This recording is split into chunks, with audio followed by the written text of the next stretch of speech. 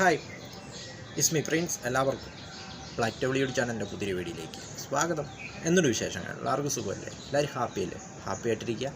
Anything happen, life has to go on, always പോസിറ്റീവായി. മണിക്കൂറുകൾ നീണ്ട സംഭവവികാസങ്ങൾക്കൊടുവിൽ സൗത്ത് കൊറിയയിൽ പ്രസിഡന്റ് യൂൻ സുക് യോൾ സൈനിക നിയമം പിൻവലിച്ചു. 6 മണിക്കൂർ മാത്രമാണ് സൈനിക നിയമം രാജ്യത്ത് നീണ്ടു നിന്നത്. അത്ര നല്ല വാർത്തകളായിരുന്നില്ല തലസ്ഥാനമായ സിയോളിൽ നിന്നും പുറത്ത് വന്നുകൊണ്ടിരുന്നത്. കാരണം അമേരിക്ക പോലും ഇതിൽ ആശങ്ക പ്രകടിപ്പിച്ചിരുന്നു.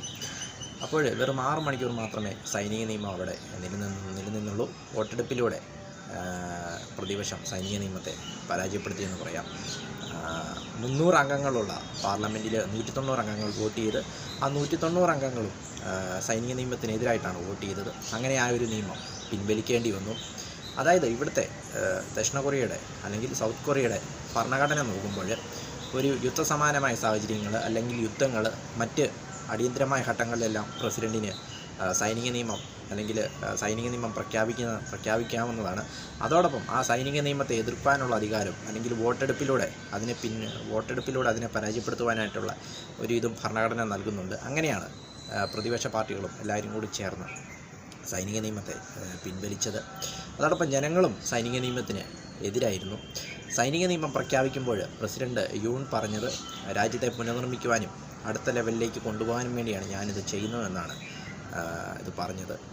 യൂൺ പറഞ്ഞത്. എന്തുകൊണ്ടാണ് പ്രസിഡന്റ് സൈനിക നിയമം അവിടെ പ്രഖ്യാപിച്ചു അല്ലെങ്കിൽ നിയമം പ്രാബല്യത്തിൽ കൊണ്ടുവന്നത് എന്തിനാണെന്ന് വെച്ചാൽ പ്രതിപക്ഷ പാർട്ടിയോടുള്ള നീരസത്തെ തുടർന്നാണ് അദ്ദേഹം അങ്ങനെ ചെയ്തത്.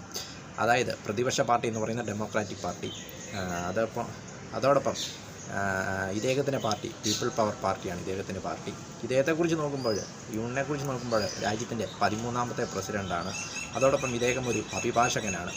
ചൊവ്വാഴ്ച വൈകി, അതായത് ഡിസംബർ 3-ന് ചൊവ്വാഴ്ച വൈകിയാണ് ഇദ്ദേഹം ഈ നിയമം പ്രഖ്യാപിച്ചതും. പിന്നീട് ബുധനാഴ്ച മോർണിംഗ്, ഡിസംബർ 4 മോർണിംഗിന് അദ്ദേഹം ആ നിയമം പിൻവലിക്കുകയും ചെയ്തു. അതായത് മണിക്കൂറുകളോളം അവിടെ വലിയ പ്രശ്നങ്ങളൊക്കെ ആയിരുന്നു. അതായത് ജനങ്ങളും പോലീസും തമ്മിൽ ഏറ്റുമുട്ടുക, പാർലമെൻറ്റിൻ്റെ ഹെലികോപ്റ്ററൊക്കെ വിന്യസിക്കേണ്ടി വന്നു, ജനങ്ങളും പോലീസും തമ്മിൽ ഏറ്റുമുട്ടി. അങ്ങനെ നിരവധി സംഭവവികാസങ്ങൾക്ക് ജനം തെരുവിലിറങ്ങുകയും ഒക്കെ ചെയ്ത് നിരവധി സംഭവവികാസങ്ങൾ അവിടെ സംഭവിച്ചു. 6 മണിക്കൂർ മാത്രമാണ് സൈനിക നിയമം അവിടെ പ്രാബല്യത്തിൽ വരാൻ, അല്ലെങ്കിൽ സൈനിക നിയമം അവിടെ 6 മണിക്കൂർ മാത്രമേ നീണ്ടു നിന്നുള്ളൂ. അതിനുശേഷം വോട്ടെടുപ്പിലൂടെ അതിനെ പരാജയപ്പെടുത്തി വീണ്ടും സാധാരണ നിലയിലേക്ക് സൗത്ത് കൊറിയ വന്നുകൊണ്ടിരിക്കുകയാണെന്ന് പറയാം. ഏതായാലും ലോകത്തെ ഒന്ന് ടെൻഷനാക്കിയെന്ന് പറയാം സൈനിക നിയമം ഈ പ്രസിഡന്റ് യൂണ്. എല്ലാ ലോക നേതാക്കളെല്ലാം ഇത് ഉറ്റുനോക്കിയിരുന്നു, അമേരിക്ക അടക്കം. ഏതായാലും സ്ഥിതിഗതികൾ വീണ്ടും സാധാരണ നിലയിലേക്ക് വന്നുകൊണ്ടിരിക്കുകയാണെന്ന് പറയാം. പെട്ടെന്നായിരുന്നു ഒരു നിയമപ്രഖ്യാപനം, പെട്ടെന്ന് തന്നെ അത് വോട്ടെടുപ്പിലൂടെ അവരത് പരാജയപ്പെടുത്തുകയും ചെയ്തു. വീണ്ടും സാധാരണ നിലയിലേക്ക് സൗത്ത് കൊറിയ വന്നുകൊണ്ടിരിക്കുകയാണെന്ന് പറയാം. പ്രസിഡന്റ് യൂണ് രാജ്യത്തിൻ്റെ 13ാമത്തെ പ്രസിഡൻ്റാണ്. അവർ അഭിഭാഷകനാണ് അദ്ദേഹം.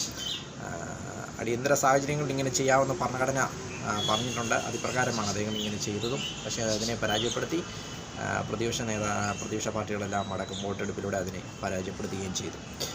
വീഡിയോ ഇഷ്ടപ്പെട്ടാൽ ലൈക്ക് ചെയ്യുക, ഷെയർ ചെയ്യുക, കമൻറ്റ് ചെയ്യുക, സബ്സ്ക്രൈബ് ചെയ്യുക. വീണ്ടും പുതിയ വീഡിയോയിൽ കാണാം. അതുവരെയ്ക്കും ടേക്ക് കെയർ, ബൈ.